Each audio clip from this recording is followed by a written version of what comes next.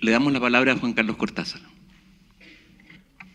Bueno, en primer lugar, muchas gracias por la invitación al equipo del Magíster, Eduardo. Para mí una alegría estar rodeado de tanto Magíster. Reencontrar profesores, colegas, compañeros, es una alegría. Bueno, yo voy a tener una aproximación que busca complementar la mirada más regional que hizo Koldo y la mirada más nacional que hizo Enrique.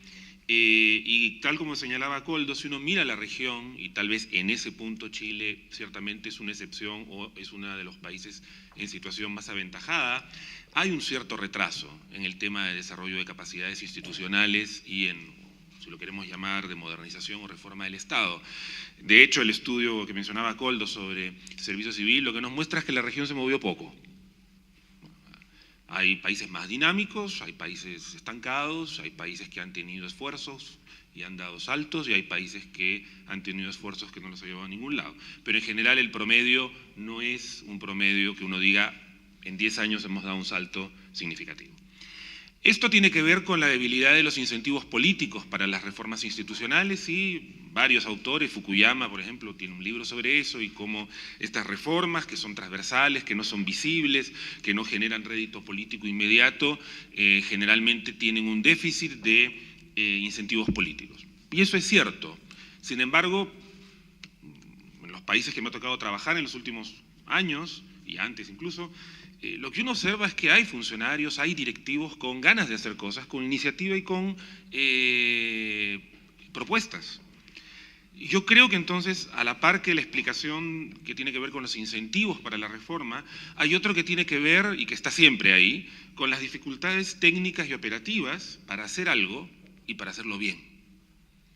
Lo que uno encuentra son cantidades de iniciativas no bien llevadas, fracasadas, iniciativas que incluso tendrían espalda política, y lo que falta muchas veces es la idea de cómo hacerlo o de qué hacer y la capacidad para hacerlo bien. Entonces yo quisiera centrar, y eso tiene que ver con la idea de intervenir.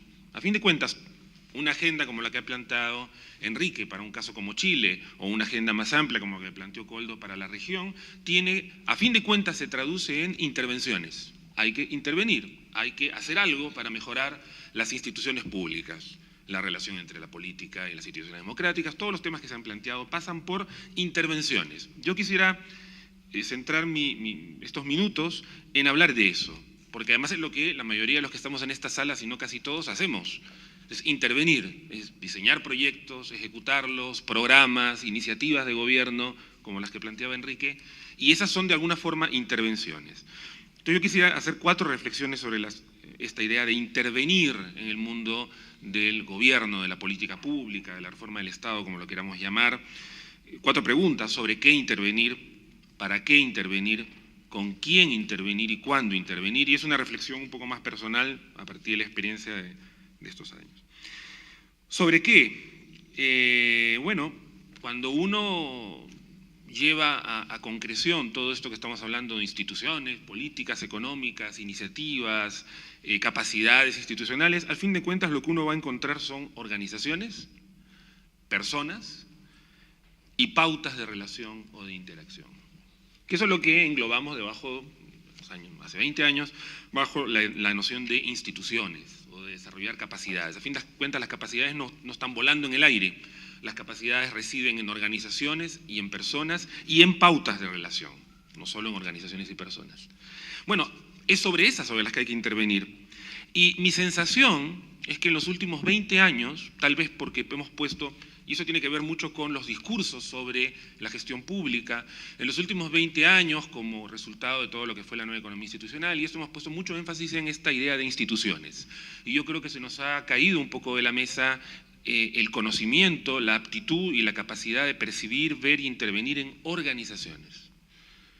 Miremos la malla de muchos programas de estudio de gestión pública, y en general los temas organizacionales son como temas viejos, temas de los 70, de los 80. ¿Cuánto los egresados que salimos de este tipo de programas tenemos capacidad de actuar en organizaciones concretas?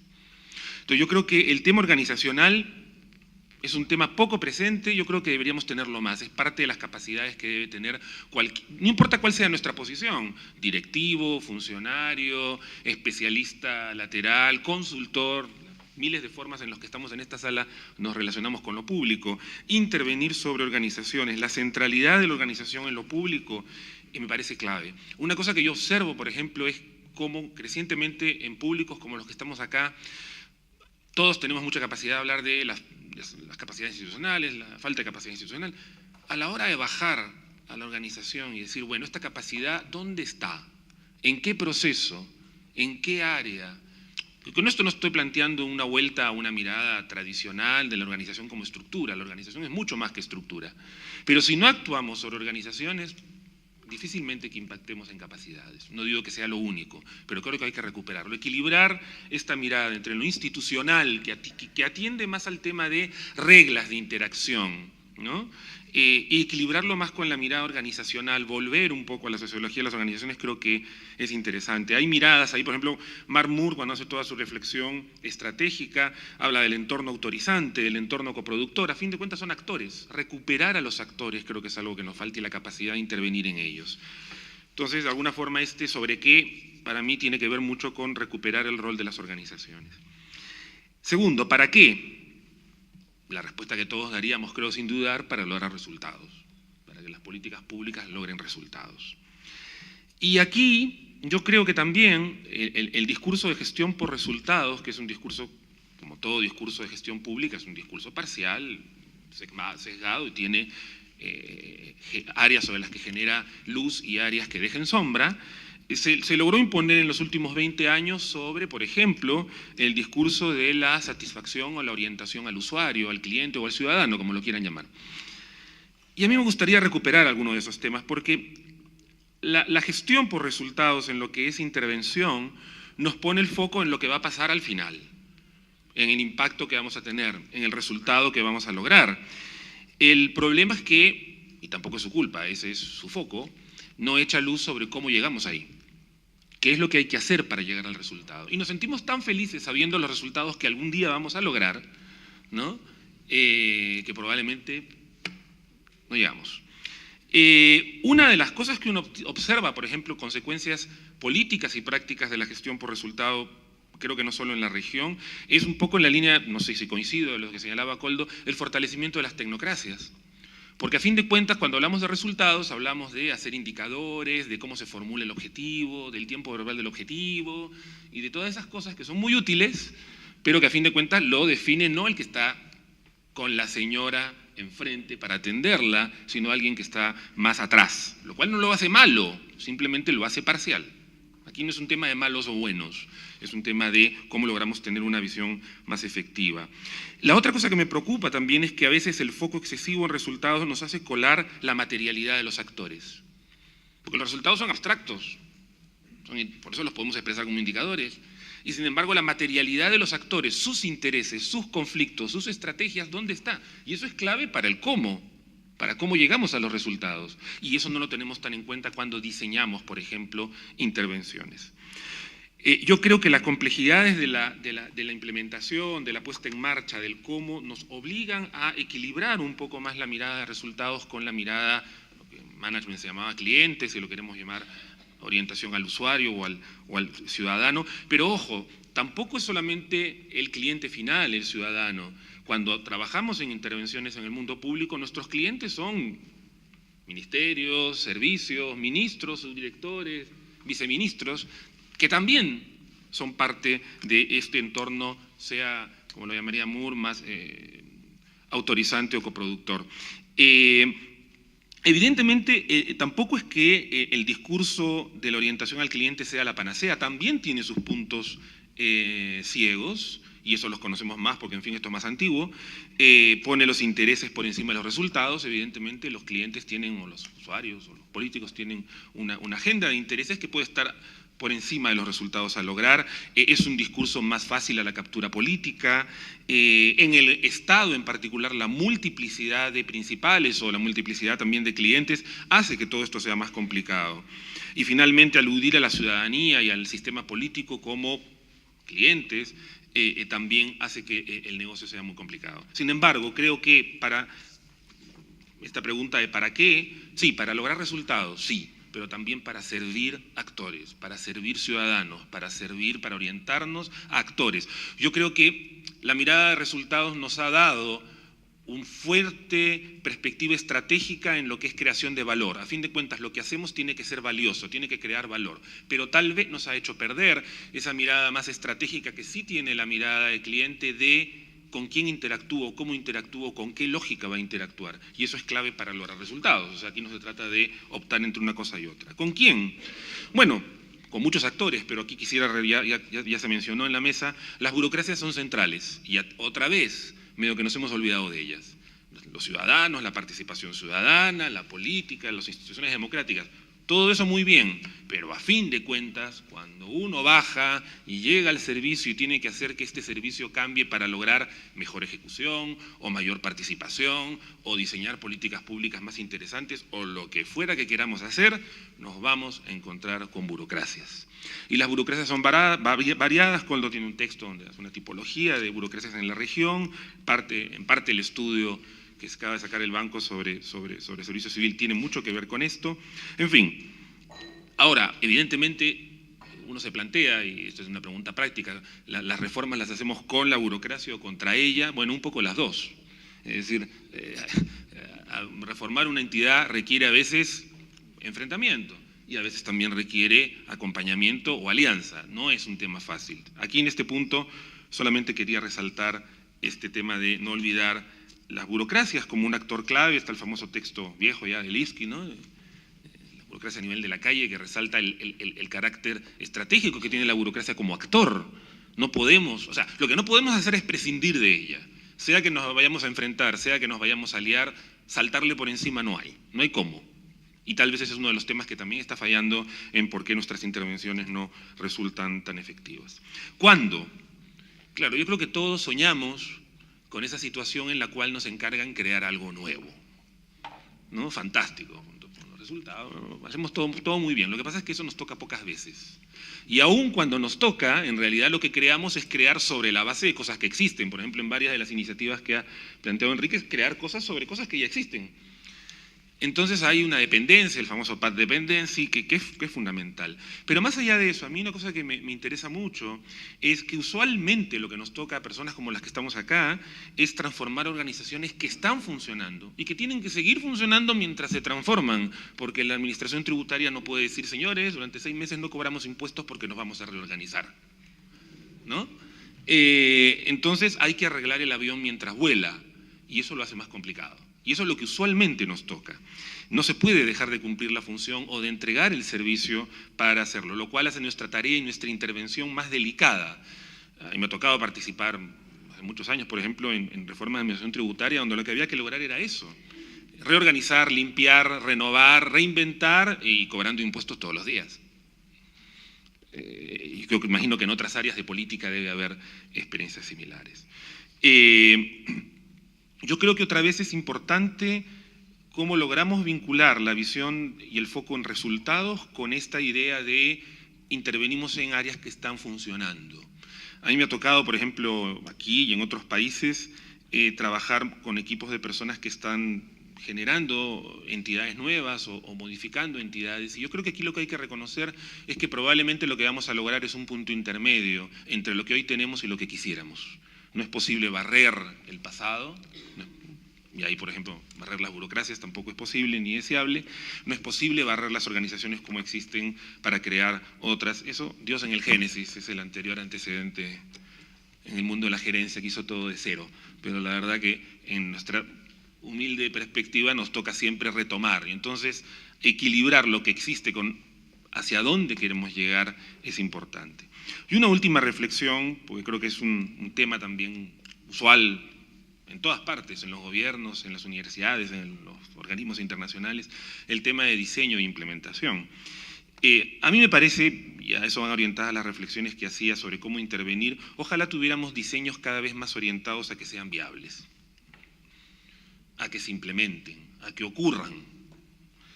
Es decir, Cuando hablamos de resultados hablamos del qué, cuando hablamos de diseñar un proyecto, de implementarlo, hablamos del cómo. El qué sin el cómo es medio absurdo porque no ocurre nunca. Y el cómo sin qué es peligroso porque terminamos no sabemos dónde. Evidentemente lo que hay que hacer es un equilibrio. No es un equilibrio fácil, no es un tema de integrar. En mi experiencia, estoy convencido, creo que las habilidades para diseñar bien no necesariamente son las mismas que las habilidades para implementar. Pueden haber personas que tengan habilidades para ambas cosas, pero con seguridad son muy escasas. Y por lo tanto yo creo que se requiere cierta especialización. No se trata de una fusión ingenua entre el diseño y la implementación, pero sí se trata de cómo diseñar pensando en que hay que implementarlo. Y para mí eso quiere decir que la lógica del diseño tiene que aceptar algunas cosas. Primero, la noción de flexibilidad y adaptación. Un diseño, un proyecto, un programa, una iniciativa de intervención en el Estado es una hipótesis de trabajo. Y como toda hipótesis, se va verificando o se va cancelando en el camino y la tenemos que ir rehaciendo. Terminar, es decir, a mí me impresionan esas nociones de evaluación donde a uno lo evalúan contra lo que pensó hace 5 años. Porque lo verdad lo que pensó hace 5 años era una hipótesis que seguramente al primer año y medio ya estaba patas arriba. Entonces yo creo que hay que tener una mirada más flexible y más adaptativa. Los proyectos, las intervenciones en el mundo público son hipótesis. Luego yo creo que hay que aceptar que nos quedan piezas sueltas. A veces tratar de acomodar las piezas sueltas nos hace hacer cosas tan rígidas en las intervenciones que desde el punto de vista de la lógica formal cuadran, pero a la hora de ejecutarlas son muy complicadas o de implementarlas. Aceptar que nos sobran piezas. Yo tenía un tío abuelo que arreglaba relojes aficionado y siempre le sobraban, o levantaban el colchón de su cama, están todas las piezas que sobraban, pero todos los relojes funcionaban. Yo creo que hay que aceptar que nos sobran a veces y que no sabemos, hay que decir humildemente, mira, veremos qué hacemos. Lo cual requiere evidentemente una dosis de humildad importante. Yo creo que esta idea de poner el diseño al servicio, no al servicio, sino orientado o claramente focalizado en que estas cosas tienen que responder a la realidad e implementarse, creo que puede equilibrar este tema. Yo creo, y vuelvo al punto original, tengo la impresión, no digo que sea la causa única, tal vez no sé si será la principal, pero mi percepción es que en la región las dificultades para hacer las cosas en el ámbito de reforma del Estado y hacerlas bien es una de las razones por las que estamos avanzando poco y a su vez es una de las razones que gatilla o fortalece la escasez de incentivos políticos, porque a fin de cuentas los políticos electos o los ministros finales dicen, bueno, sí, yo sé que hay que hacer algo, pero la verdad que hemos intentado 3 veces, no se puede, en el país del lado tampoco. Entonces yo creo que gatilla la falta de incentivo a la reforma. Por eso creo que de repente retomar algunos temas que hemos dejado un poco en desuso, la mirada de organizaciones, la mirada de clientes o usuarios, el equilibrio en un diseño más orientado a adaptarse a la realidad, creo que son temas que me parece a mí podríamos retomar para mejorar y tal vez en próximos 10 años tener mejores indicadores. Gracias.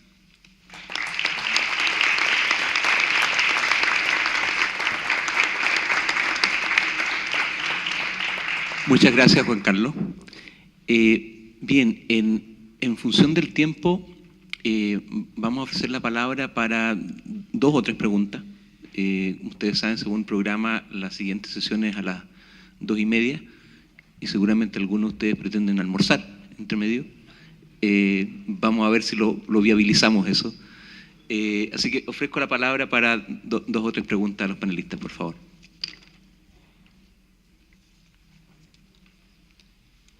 Mientras, sí, acá. Buenos días o tardes ya. Claudio Ramsey, de la Círculo Político Participativa de Chile. En América Latina y en los países europeos y árabes, el 2011-2010 se vivió una verdadera primavera de transformaciones donde la consigna era participación o democracia real ya.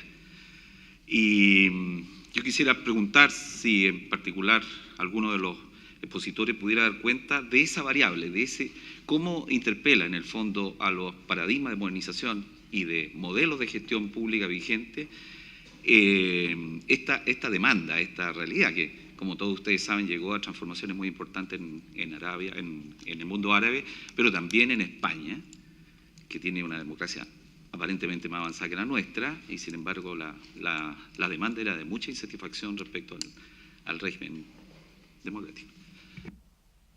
Gracias. ¿Alguna otra pregunta? Por favor.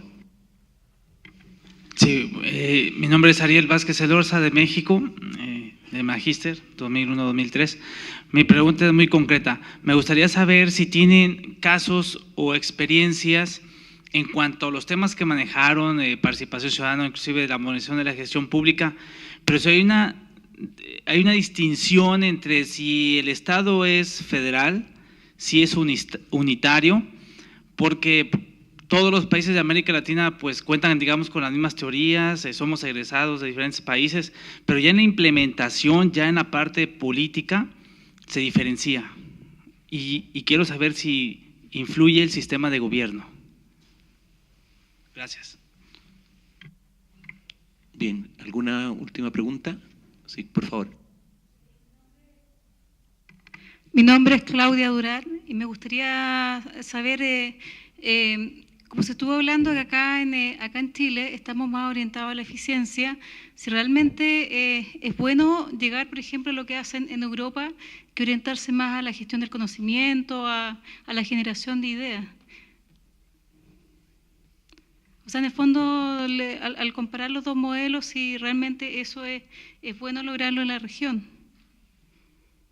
Bien. Ok, muchas gracias. Bueno, le damos la palabra a los panelistas, tanto para referirse a las preguntas como a los comentarios de sus compañeros.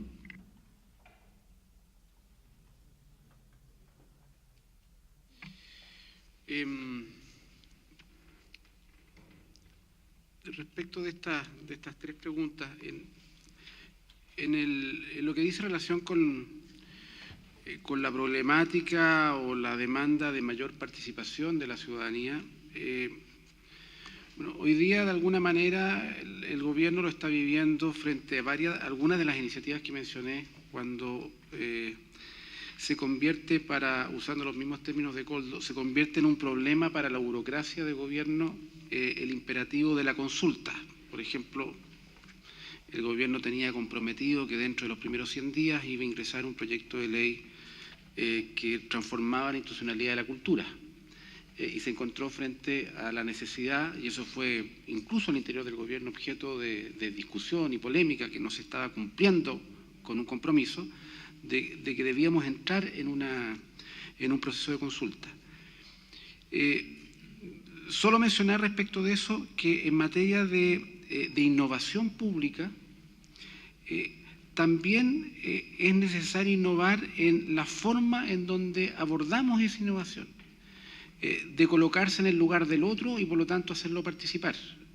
Hay varias experiencias, por ejemplo en el caso de Corfo, en donde la construcción de soluciones ha logrado hacerse exitosas en la medida en que las metodologías de participación, de poder entender cuál es el problema en realidad y construir a partir de ese proceso de participación, en donde es posible innovar y por lo tanto en cuanto a las capacidades institucionales, entender cómo crear institucionalidad y soluciones de gestión donde además se hacen cargo de la participación y esa participación es co-creativa.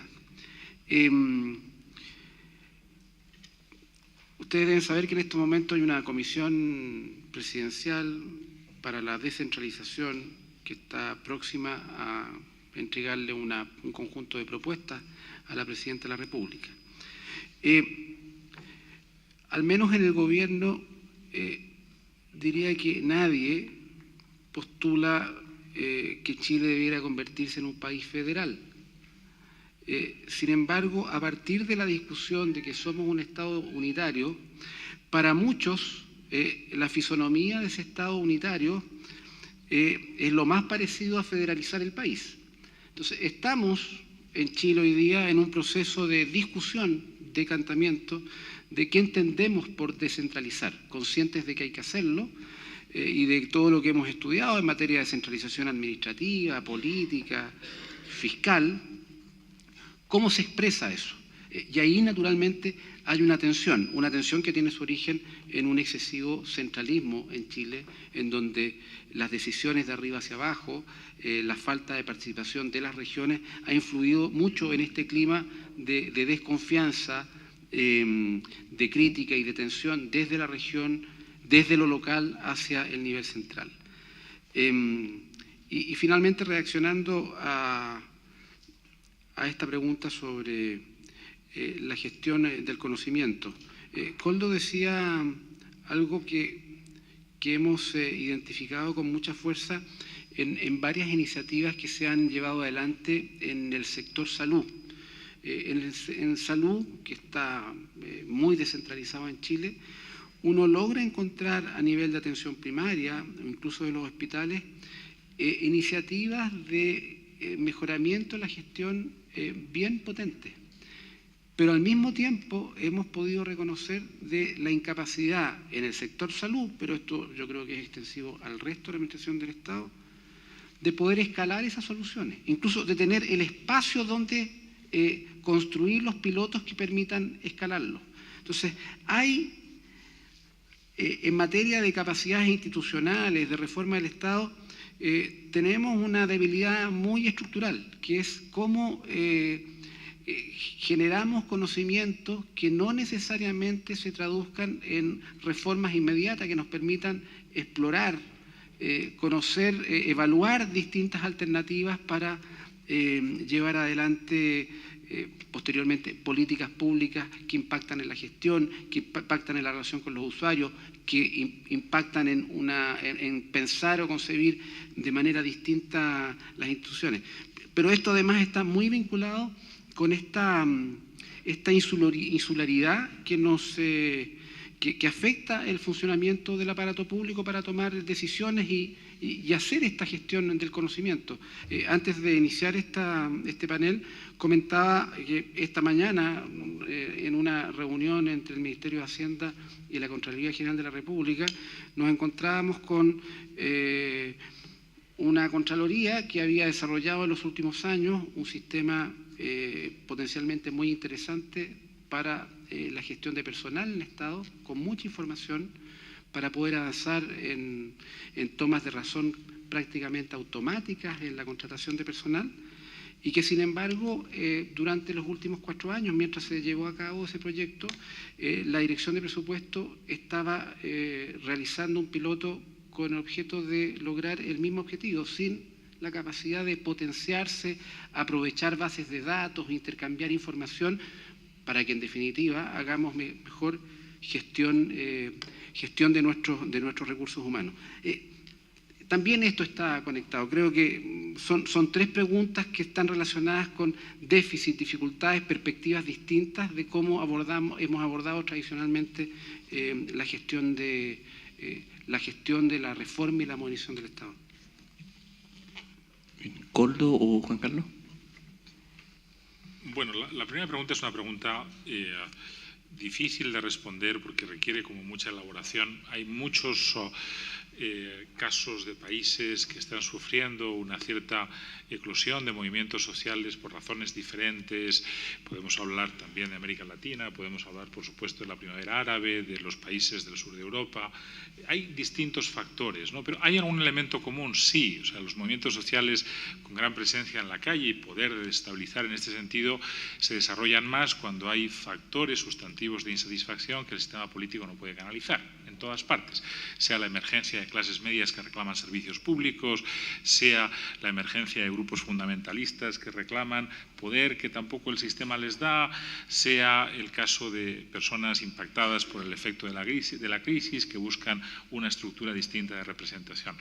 Lo interesante es ver cómo el sistema es capaz de canalizar o no canalizar esas demandas. Creo que España o Chile o democracias con instituciones que funcionan tienen más capacidad de hacer eso y de dar respuesta a eso a través de las políticas públicas. Cuando no es así, podemos ver efectos de distinto tipo. El único caso en la primavera árabe que ha canalizado una cierta transformación del sistema es Túnez. En el resto, las transformaciones han hecho que los sistemas vayan probablemente a peor en términos de valores democráticos. Por lo tanto, no es necesariamente bueno el efecto de este tipo de movimientos. También incluso en sistemas democráticos hay que evitar un riesgo, y es que estos movimientos corporativicen las políticas públicas y se conviertan como una especie de peaje a pagar a efectos de manejar las políticas públicas, porque el sistema de representación no tiene la legitimidad de colocarlos junto a otras demandas y arbitrar entre ellas. Por lo tanto, es un tema que tiene distintas expresiones. Yo, en suma, sí creo que si el Estado no tiene capacidad para ir canalizando estas demandas legítimas de forma efectiva, y si hablamos de América Latina fundamentalmente de clases medias que quieren mejor transporte, mejor educación, mejor salud, esto va a tener consecuencias desestabilizadoras del sistema político. Yo creo que por eso es correcta la expresión que se utiliza en Chile de reformas estructurales para la gobernabilidad, porque estamos hablando en realidad de hacer emerger un pacto social en el que haya una diferente distribución de cargas y beneficios en términos de cómo se participa en el Estado. El tema de la estructura del Estado, de nuevo, el Estado federal y el Estado unitario canalizan de forma diferente la representación política, y eso tiene que ver con factores de distinto tipo, históricos, etc. Yo creo que es bueno que, por ejemplo, en Chile, esta discusión que hay sobre la estructura del Estado no se remita a esa clave. Y lo digo porque es una clave que simplifica un problema mucho más complejo.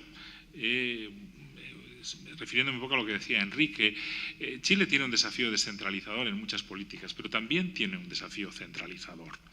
El problema del sistema educativo no es precisamente de falta de descentralización, es de falta de funciones centrales sobre el mismo. Y es probable que esto no pueda superarse sino creando una institucionalidad de base estatal para enfrentar todo un conjunto de cosas que no se hacen y que no se pueden hacer por municipalidades, sobre todo las más débiles, que tienen que manejar escuelas que no saben cómo manejar. Entonces, hay desafíos en los dos órdenes, y eso tiene que ver con rehacer un marco institucional con una visión sobre cuáles son las demandas que hay que atender para que el país mantenga e incluso gane en gobernabilidad. Por lo tanto, yo lo llevaría a eso, y eso significa, obviamente, un manejo diferente del poder político. Se habla de elección de intendentes, se habla de hecho ya los gobiernos regionales tienen consejeros mediante elección directa, se habla de transferir funciones, pero también debe hablarse, yo creo, de que otras funciones se potencien desde el punto de vista del Estado para que el esquema funcione. Y sobre el tema yo no creo que hay dilema entre eficacia y eficiencia. Creo que son dos funciones que están como en distinto orden. Básicamente no tiene mucho sentido hacer eficientemente lo incorrecto. O sea, no tiene mucho sentido ser eficiente si no se es eficaz. Por eso la medida de eficiencia es una medida relativamente instrumental. Es mucho más importante la definición de qué queremos que haga el Estado. A mí me parece bien que Chile tenga un manejo eficiente de los recursos humanos, pero si todas las tareas que el Estado tiene que hacer no se hacen, por muy eficiente que sea el manejo, no estamos bien. ¿Me explico? Ese es el desafío principal. Definido ese desafío, hay que hacerlo eficientemente, pero es una segunda derivada del primero. Muy bien. Bueno, quiero darle las gracias y un aplauso a nuestros tres panelistas.